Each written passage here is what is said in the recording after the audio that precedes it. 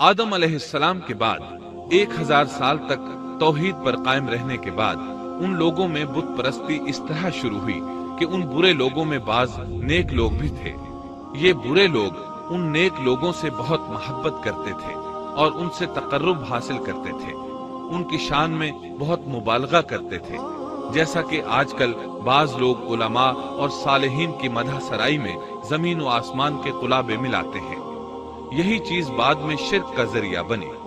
امام بخاری رحمت اللہ علیہ نے سورہ نوح آیت 23 میں اللہ کے فرمان اور انہوں نے کہا کہ ہرگز اپنے معبودوں کو نہ چھوڑنا اور نہ ود اور سوا اور یغوث اور یعوق اور نصر کو چھوڑنا کی تفسیر کرتے ہوئے ابن عباس رضی اللہ عنہما سے روایت کی ہے۔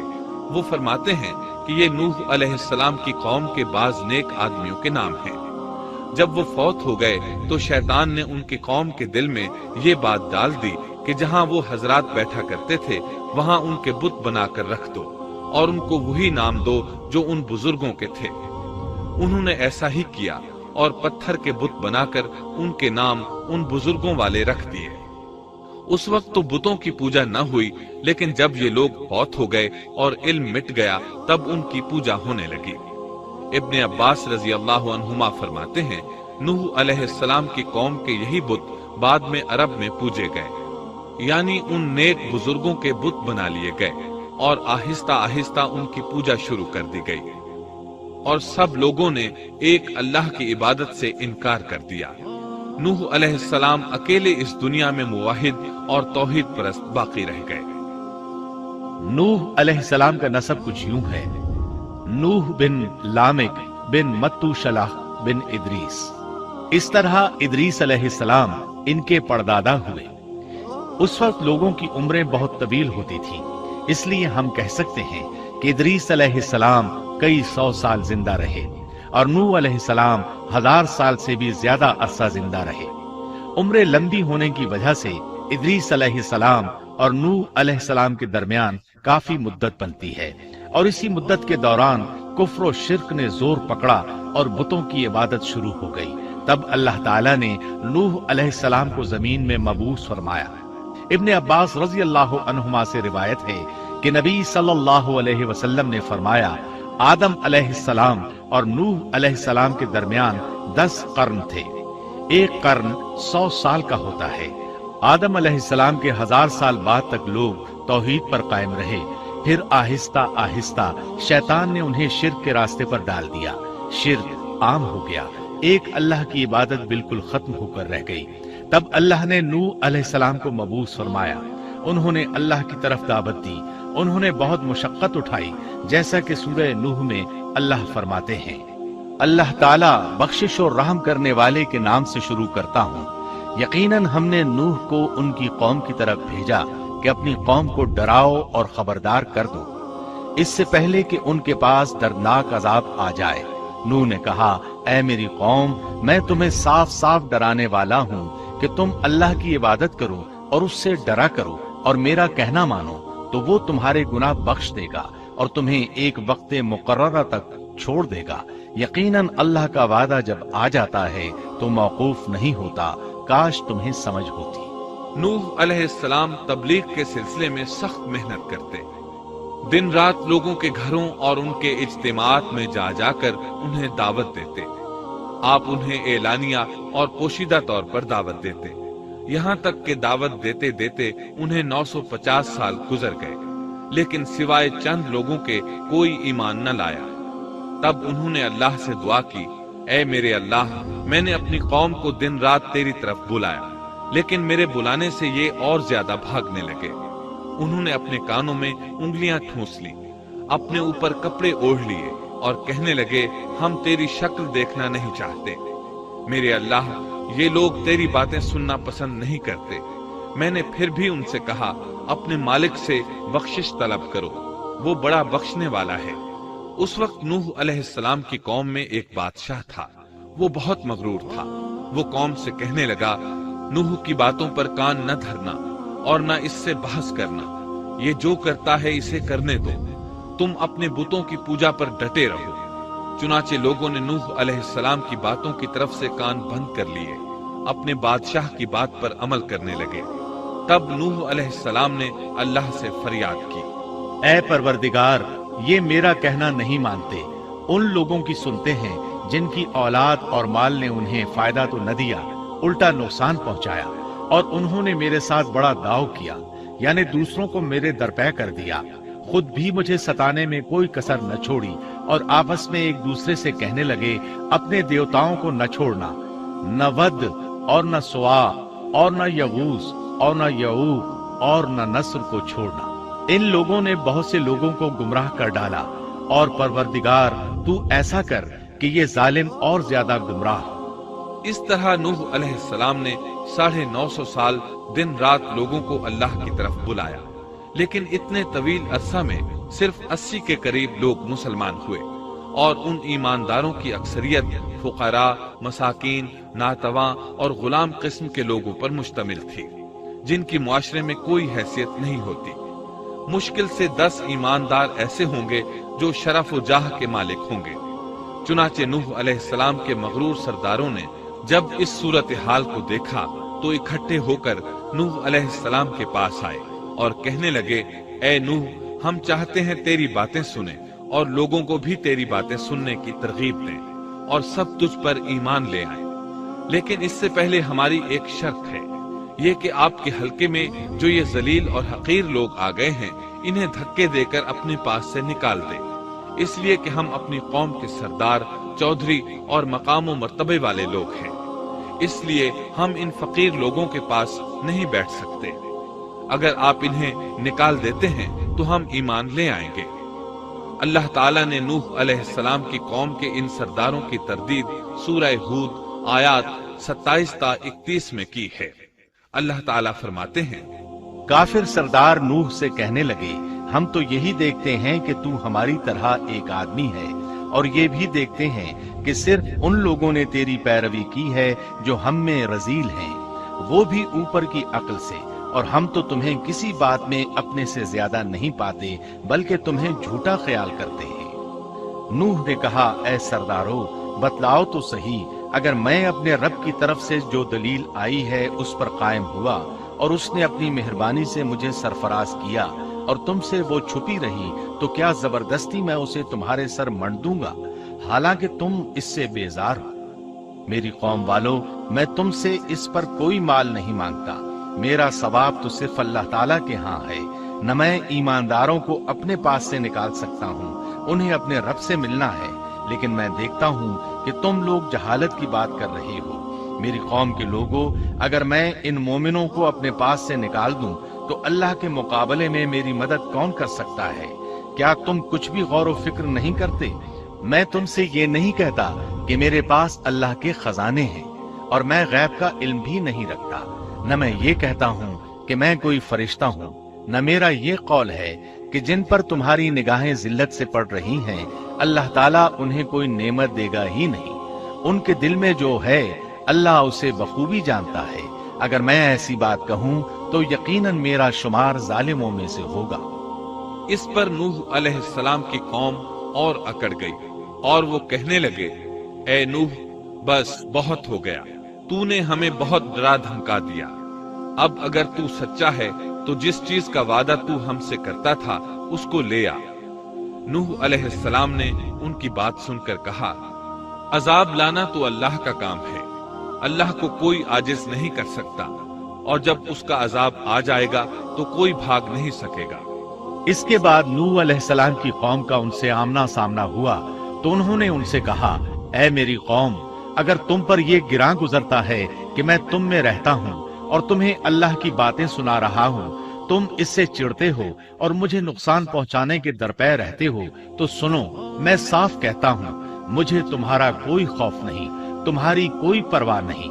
तुमसे जो हो सके कर गुजरो, मेरा जो बिगाड़ सकते हो बिगाड़ लो। तुम अपने शरीकों और झूठे माबूदों को भी बुला लो और मिलजुल कर मशवरे करके बात खोलकर पूरी कुव्वत के साथ मुझ पर हमला करो। तुम्हें कसम है, तुम मेरा जो बिगाड़ सकते हो बिगाड़ लो, इसमें कोई कसर उठा न रखो। मुझे बिल्कुल मोहलत न दो, अचानक मुझे घेर लो। मैं बिल्कुल बेखौफ हूँ, इसलिए कि तुम्हारे रास्ते को मैं बातिल जानता हूँ। मैं हक पर हूँ, हक का साथी अल्लाह होता है। मेरा भरोसा उसी अजीम जात पर है, मुझे उसकी कुदरत की बड़ाई मालूम है। नूह अलैहिस्सलाम ने वाज़ेह अल्फाज में अपनी कौम को चैलेंज दिया, लेकिन किसी में ताकत न हुई कि वो नूह अलैहिस्सलाम का मुकाबला कर सके। चुनाचे कहने लगे, इसे छोड़ दो, ये मजनून और बेवकूफ है, नऊज़ु बिल्लाह। बहरहाल मामला इसी तर्ज पर चलता रहा, यहाँ तक कि साल हर साल गुजर गए, लेकिन कोई मुसलमान न हुआ। फिर पहाड़ पर रहने वाले लोग रोज बरोज बुराई में तरक्की करते चले गए, और जो लोग शुरू में ईमान लाए थे उनके अलावा और कोई शख्स ईमान न लाया। नूह अलैहिस्सलाम उन्हें मुसलसल दावत देते रहे, मगर बेअसर। यहाँ तक कि अल्लाह ताला ने नूह अलैहिस्सलाम की तरफ वही की कि अब कोई शख्स ईमान नहीं लाएगा। अल्लाह ताला सूरह हूद में फरमाते हैं, नूह की तरफ वही की गई कि आपकी कौम में से जो ईमान ला चुके हैं उनके सिवा और कोई अब ईमान नहीं लाएगा, बस आप उनके कामों पर गमगीन न हो। मतलब ये था कि आप गम न करें, अल्लाह का हुक्म अब पूरा होने वाला है। गौर फरमाएं, नूह अलैहिस्सलाम के जज्बे को देखिए। मुसलसल 950 साल तक दावत देते रहे, लोग उन्हें झुठलाते रहे, लेकिन फिर भी उनसे नाउमीद न हुए। अब जबकि अल्लाह की तरफ से वही आ गई कि उनमें से और कोई ईमान नहीं लाएगा और किसी में ताकत नहीं कि उन्हें हिदायत अता फरमाए, तो नूह अलैहिस्सलाम नाउमीद हो गए और उन्होंने अपनी कौम पर बद्दुआ की। इसका जिक्र अल्लाह ताला ने सूरह नूह आयात 26 ता 28 में किया है। नूह ने कहा, ऐ मेरे परवरदिगार, तू रूए जमीन पर किसी काफिर को रहने सहने वाला न छोड़। अगर तू इन्हें छोड़ेगा तो ये यकीनन तेरे और बंदों को भी गुमराह कर देंगे, और इनके यहाँ जो औलाद होगी वो भी बदकार नाशुक्रे होंगे। ऐ मेरे परवरदिगार, तू मुझे और मेरे माँ बाप को और जो भी ईमानदार होकर मेरे घर आए और तमाम मोमिन मर्दों और औरतों को बख्श दे, और काफिरों को सिवाय हलाकत के और कुछ न दे। अल्लाह ताला फरमाते हैं कि जब नूह अलैहिस्सलाम ने हमें मदद के लिए पुकारा तो फिर हमने उसकी मदद की और उसे एक बड़ी कश्ती बनाने की वही की। लेकिन नूह अलैहिस्सलाम नहीं जानते थे कि वो इतनी बड़ी कश्ती कैसे बनाए, और न ही वो बढ़ई थे कि इस काम से वाकिफ होते। इसलिए अल्लाह ताला ने उनकी तरफ ये वही की कि हमारी आंखों के सामने और हमारी वही के मुताबिक एक कश्ती तैयार करो। अल्लाह ने वही के जरिए उनकी रहनुमाई की कि वो इस तरह करें, और मजीद तालीम के लिए जिब्राईल अलैहिस्सलाम को भेज दिया। वो उन्हें बतलाते गए कि इस तरह कश्ती तैयार करो। नूह अलैहिस्सलाम एक पहाड़ पर रहते थे, उनके इर्द गिर्द दरख्त नहीं थे, न पानी था। चुनाचे उन्होंने बहुत से दरख्त उगाए, फिर उनको काटा और पहाड़ पर बैठकर कश्ती तैयार करते रहे। आप बड़े बड़े तख्ते बनाते और लोहा लाते और उनसे कील तैयार करते, फिर उन कीलों को तख्तों में ठोकते, आपस में उन तख्तों को मिलाते, यहाँ तक कि एक बहुत बड़ी मजबूत और देव हैकल कश्ती तैयार हो गई। एक रिवायत के मुताबिक नूह अलैहिस्सलाम ने उसको 100 साल में तैयार किया। ये थी वो कश्ती जिसे नूह अलैहिस्सलाम ने अल्लाह की हिदायत के मुताबिक तैयार किया था। सूरतुल कमर आयत 13 में इरशाद होता है, और हमने नूह को उस कश्ती में सवार किया जो तख्तों और कीलों से बनी हुई थी। नूह अलैहिस्सलाम ने दावत का काम छोड़ दिया और कश्ती बनाने लगे। वो लोग जब उन्हें कश्ती बनाते देखते तो उनका मजाक उड़ाते, कहते, नूह पहले तो तू नबी था, अब बढ़ई बन गया। मजीद कहते, ये कैसा मजनून है कि पहाड़ पर कश्ती बना रहा है। ताज्जुब है इस पर। अल्लाह ने उन काफिरों के मजाक का जिक्र सूरह हूद आयात 38 और 39 में किया है। नूह कश्ती बनाने लगे। उसकी कौम की जो जमात उसके पास से गुजरती वो उसका मजाक उड़ाती। वो कहते, अगर तुम हमारा मजाक उड़ाते हो तो हम भी तुम पर एक दिन हंसेंगे जैसे तुम मस्खरापन कर रहे हो। तुम्हें बहुत जल्द मालूम हो जाएगा कि किस पर अजाब आता है, जो उसे रुस्वा करे और उस पर हमेशा का अजाब उतर आए। इस कश्ती का हुलिया इब्न अब्बास रज़ियल्लाहु अन्हुमा से एक रिवायत में यूं आया है। वो बयान करते हैं कि नूह अलैहिस्सलाम ने पहाड़ पर एक कश्ती तैयार की और उसे तारकोल से लथपथ किया। उसी वक्त से तारकोल का ज़ुहूर हुआ। इस कश्ती का तूल 300 गज ऊंचाई 30 गज और अर्ज 50 गज था। एक अंदाजे के मुताबिक इसका तूल 1 किलोमीटर से ज्यादा था और इसकी बुलंदी और गहराई के बारे में कहा गया है कि 30 हाथ थी। और ये कश्ती आम कश्तियों की तरह ऊपर से खुली हुई नहीं थी, बल्कि जिस तरह उसको नीचे से बंद किया गया था इसी तरह ऊपर से भी बंद किया गया था, ताकि ऊपर से जो बारिश बरसे वो उन्हें नुकसान न दे। और जिस तरह नीचे वाले गर्क होने से महफूज रहें, उसी तरह ऊपर वाले भी महफूज रहें। गोया वो एक गेंद की मानंद थी। इसमें अलग अलग 3 दर्जे बनाए गए थे। हर दर्जे में एक दरवाजा था और ये 3 दरवाजे इस तरह थे कि हर दरवाजे के ऊपर एक दरवाजा था। ये इस कश्ती का हुलिया था, जिसके रावी इब्ने अब्बास रजी अल्लाह अन्हुमा है। ये कश्ती आज भी मौजूद है। अल्लाह ताला ने इस कश्ती को बतौर इबरत और निशानी के बाकी रखा है, जैसा कि अल्लाह ताला फरमाते हैं, और बेशक हमने इस वाक़े को निशानी बनाकर बाकी रखा, बस है कोई नसीहत हासिल करने वाला। इस सदी में उलमा के एक गिरोह ने इस कश्ती को तुर्की के एक पहाड़ पर पा लिया है। अब वो 2 टुकड़ों में तकसीम हो चुकी है। इसका हुलिया वही था जो बयान हुआ।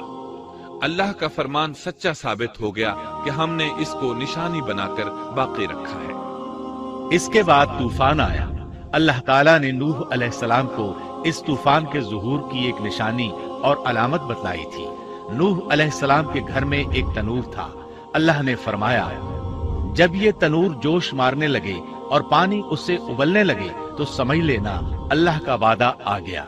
चुनाचे उस वक्त मोमिनों को और अपने आहलो अयाल को और जमीन पर बसने वाले तमाम जानवरों का जोड़ा जोड़ा इस कश्ती में सवार कर लेना। तनूर से क्या मुराद है, इसके मुताल्लिक मुफस्सिरीन में इख्तिलाफ है। बास कहते हैं कि इससे मुराद एक चश्मा है जो जमीन से निकलता है, लेकिन राजे रिवायात के मुताबिक इससे मुराद मारूफ तनूर है जिसमें आग जलाकर रोटियां पकाई जाती हैं। ये तनूर नूह अलैहिस्सलाम के घर में था और इसी को अल्लाह ने तूफान के आने की अलामत बताया और फरमाया कि जब ये फूट पड़े उस वक्त हर चीज का जोड़ा जोड़ा कश्ती पर सवार कर लेना। अल्लाह ताला सूरह हूद आयत 40 में फरमाते हैं, यहाँ तक कि जब हमारा हुक्म आ पहुंचा और तनूर उबलने लगा, हमने कहा इस कश्ती में हर किस्म के जोड़े दोहरे सवार कर ले और अपने घर के लोगों को भी सिवाय उनके जिन पर पहले से बात पड़ चुकी है, और सब ईमान वालों को भी। उसके साथ ईमान लाने वाले बहुत ही कम थे। कश्ती में सवार होने वालों की तादाद 80 बताई जाती है। चुनाचे जब तनूर जोश मारने लगा तो नूह अलैहिस्सलाम कश्ती में सवार हो गए। कश्ती उनकी बस्ती में लोगों से दूर पहाड़ पर थी। अल्लाह की कुदरत के तमाम किस्म के जानवर भी कश्ती के पास आ गए। नूह अलैहिस्सलाम ने उन्हें भी सवार कर लिया। अल्लाह ताला सूरतुल कमर आयत 11 और 12 में फरमाते हैं, बस हमने आसमान के दरवाजों को जोर की बारिश से खोल दिया और जमीन के चश्मों को जारी कर दिया। बस उस काम पर जो पानी मुकर्रर किया गया था खूब जमा हो गया। आसमान से नाजिल होने वाला और जमीन से निकलने वाला पानी कितना था, इसका अंदाजा अल्लाह ही को है। बहरहाल इस पानी ने जमीन पर रहने वाले इंसान, चौपाई, हैवानात, गरज हर चीज को गर्क कर दिया। इस बारे में अल्लाह फरमाते हैं, नूह ने अपनी कौम से तंग आकर हमारे हुजूर दुआ की, हम तो हैं ही बेहतरीन तौर पर दुआओं के कबूल करने वाले। फौरन उनकी दुआ कबूल कर ली और उस तकलीफ और ईजा से उन्हें बचा लिया जो उन्हें कुफार से रोजमर्रा पहुंच रही थी, और उनकी औलाद को हमने बाकी रहने वाली बना दिया, यानी उन्हीं की औलाद से फिर से दुनिया आबाद हुई, क्योंकि सिर्फ वही लोग बचे थे जो कश्ती पर सवार थे, और हमने उनका जिक्र खैर पिछलों में बाकी रखा। नूह अलैहिस्सलाम पर तमाम जहानों में सलाम हो। हम नेकी करने वालों को इसी तरह बदले देते हैं। वो हमारे ईमानदार बंदों में से था। फिर हमने बाकी सबको गर्क कर दिया। अल्लाह मजीद फरमाते हैं, जब पानी में तुग़यानी आ गई तो उस वक्त हमने तुम्हें कश्ती में चढ़ा लिया ताकि उसको तुम्हारे लिए नसीहत और यादगार बना दें, ताकि याद रखने वाले कान उसको याद रखें। यानी पानी इतना ज्यादा हो गया कि उससे तमाम शहर, बस्तियां, इंसान और जानवर गर्क हो गए। यहाँ तक कि पानी बुलंद पहाड़ों से भी ऊंचा हो गया।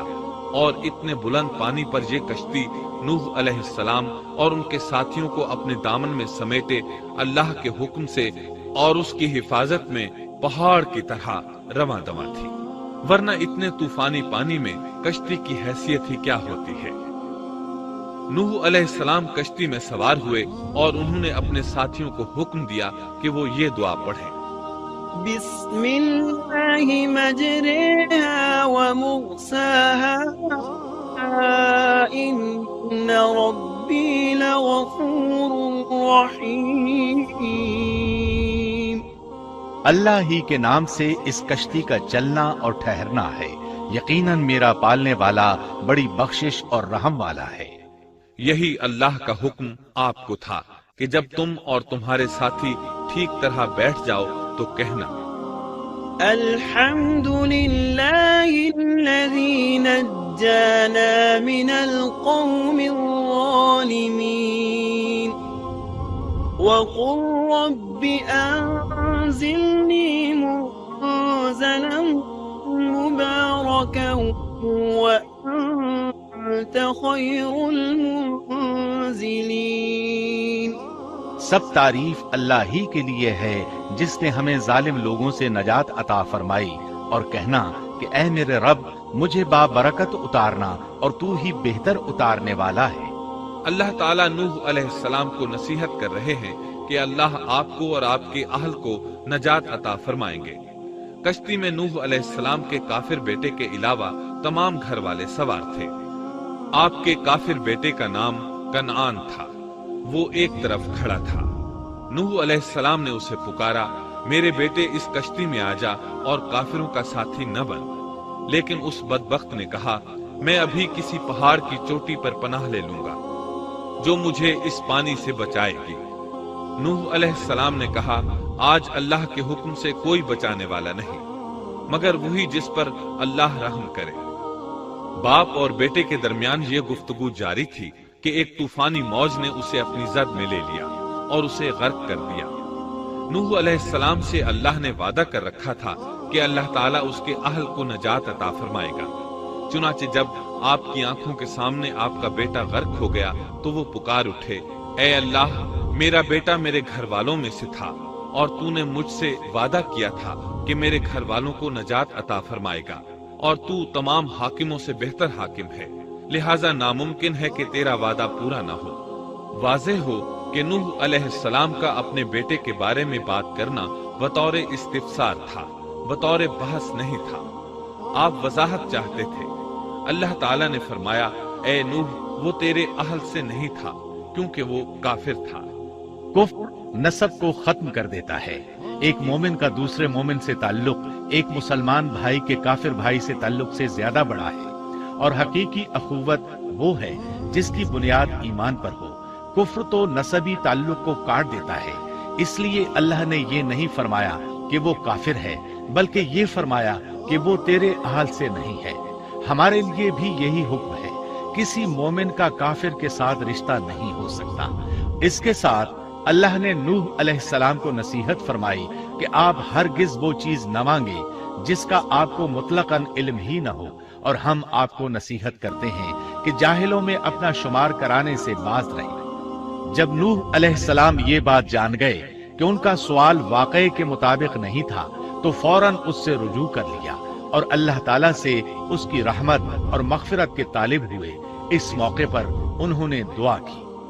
نوح علیہ السلام نے کہا، اے میرے پروردگار، میں تیری ہی پناہ چاہتا ہوں اس بات سے کہ تجھ سے وہ مانگوں جس کا مجھے علم ہی نہ ہو۔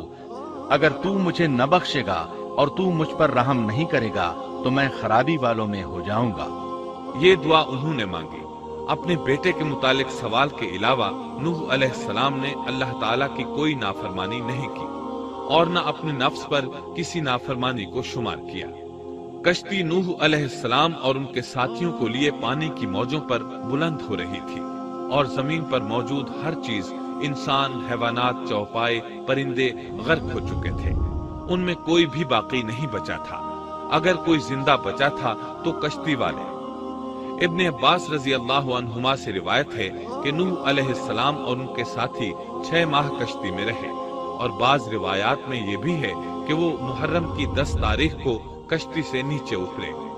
آخر اللہ کے حکم سے طوفان رک گیا۔ اللہ نے زمین کو حکم دیا کہ وہ تمام پانی کو نگل جائے۔ زمین نے سارا پانی نگل لیا، زمین خشک ہو گئی۔ اللہ تعالیٰ سورہ ہود آیت 44 میں فرماتے ہیں، اور فرما دیا گیا کہ اے زمین اپنے پانی کو نگل جا، اور اے آسمان بس کر تھم جا۔ اسی وقت پانی سکھا دیا گیا اور کام پورا کر دیا گیا، اور کشتی جودی نامی پہاڑ پر جا ٹھہری، اور فرما دیا گیا کہ ظالم لوگ اللہ کی رحمت سے دور ہیں۔ کشتی جودی پہاڑ پر جا کر ٹھہر گئی۔ اب انہیں حکم ہوا کہ سلامتی کے ساتھ کشتی سے اتر آئے۔ آپ پر بھی برکت نازل ہوگی، اور ان قوموں پر بھی جو آئندہ آپ کی نسل سے پیدا ہوں گی، اور آپ کی نسل میں سے کچھ لوگ ایسے بھی ہوں گے جنہیں ہم فائدہ تو ضرور پہنچائیں گے، پھر انہیں ہماری طرف سے دردناک عذاب پہنچے گا۔ بہت سی روایات میں یہ بات مذکور ہے کہ نوح علیہ السلام ایک لمبی مدت یعنی 6 ماہ کشتی میں طوفان تھم جانے کا انتظار کرتے رہے۔ آپ نے طوفان کے حالات معلوم کرنے کے لیے ایک کبوتر بھیجا جو واپس آ گیا۔ اسے پاؤں رکھنے کو جگہ نہ ملی۔ اسے دوبارہ بھیجا گیا تو وہ پھر واپس آ گیا۔ چند دن بعد اسے پھر بھیجا گیا تو وہ اپنی چونچ میں زیتون کی ایک ٹہنی لیے ہوئے تھا۔ اس سے نوح علیہ السلام نے معلوم کر لیا کہ پانی زمین سے کچھ ہی اونچا رہ گیا ہے اور درخت وغیرہ اگ چکے ہیں۔ کچھ دن بعد اسے پھر بھیجا گیا۔ اس مرتبہ وہ واپس لوٹا تو اس کے پاؤں خاک آلود تھے۔ نوح علیہ السلام نے سمجھ لیا کہ طوفان رک گیا اور زمین خشک ہو چکی ہے۔ سیرت کی کتب میں یہ واقعہ موجود ہے۔ اسی کی بنیاد پر سیرت نگاروں کا کہنا ہے کہ کبوتر کا آنا سلامتی کی علامت تھا، اور اس کی چونچ میں زیتون کی ٹہنی نوح علیہ السلام کی بادشاہت کی طرف اشارہ تھا۔ اس طرح نوح علیہ السلام زمین پر اتر آئے۔ اس وقت اولاد آدم میں سے کوئی انسان سوائے ان لوگوں کے زندہ نہیں بچا تھا۔ جزیرہ عرب، فلسطین اور ان کے ارد گرد کا علاقہ غرق ہونے سے محفوظ رہا۔ ان کے علاوہ تمام زمین غرق ہوئی تھی۔ سب کے سب طوفان کی نذر ہو گئے۔ صرف نوح علیہ السلام سے اولاد پیدا ہوئی، اور زمین میں ان کی اولاد کے علاوہ اور کسی کی نسل باقی نہ رہی۔ اسی وجہ سے نوح علیہ السلام کو آدم ثانی اور ابو البشر ثانی کہا جاتا ہے، کیونکہ تمام کے تمام بشر انہی کی طرف منسوب ہیں۔ سورۃ الصافات آیات 75 تا 77 میں اسی طرف اشارہ ہے۔ اور ہمیں نوح نے پکارا تو دیکھ لو کہ ہم کیسے اچھے دعا قبول کرنے والے ہیں۔ ہم نے اسے اور اس کے فرمانبرداروں کو اس زبردست مصیبت سے بچا لیا۔ اس کی اولاد ہم نے باقی رہنے والی بنا دی۔ ایک دوسرے مقام پر اللہ تعالیٰ دیگر امم اور رسولوں کے متعلق کلام کرتے ہوئے فرماتے ہیں، اے ان لوگوں کی اولاد جنہیں ہم نے نوح کے ساتھ چڑھا لیا تھا، وہ ہمارا بڑا ہی شکر گزار بندہ تھا۔ نوح علیہ السلام کے 3 بیٹے تھے، سام، حام اور یافس۔ سام کی نسل زیادہ تر سفید رنگت کی تھی، اور بہت کم لوگ ان میں سیاہ فام تھے، البتہ کچھ ان میں گندمی تھے۔ حام کی اولاد کی اکثریت سیاہ فام تھی، ان میں بہت کم لوگ سفید رنگ کے تھے، اور یافس کی اولاد سرخی مائل رنگ کی تھی۔ عرب اور بنو اسرائیل سام کی اولاد ہیں، تمام حبش حام کی اولاد ہیں، ترک اور مشرقی ایشیا کے لوگ یافس کی اولاد ہیں۔ طوفان کے بعد نوح علیہ السلام اللہ کے بندوں میں 350 سال تک زندہ رہے، اور وہ اللہ کے قول عبدن شکورن کے مصداق تھے۔ پھر نوح علیہ السلام فوت ہو گئے۔ راجح ترین روایات کے مطابق آپ مکہ میں دفن ہوئے۔ ایک دوسری روایت کے مطابق آپ لبنان میں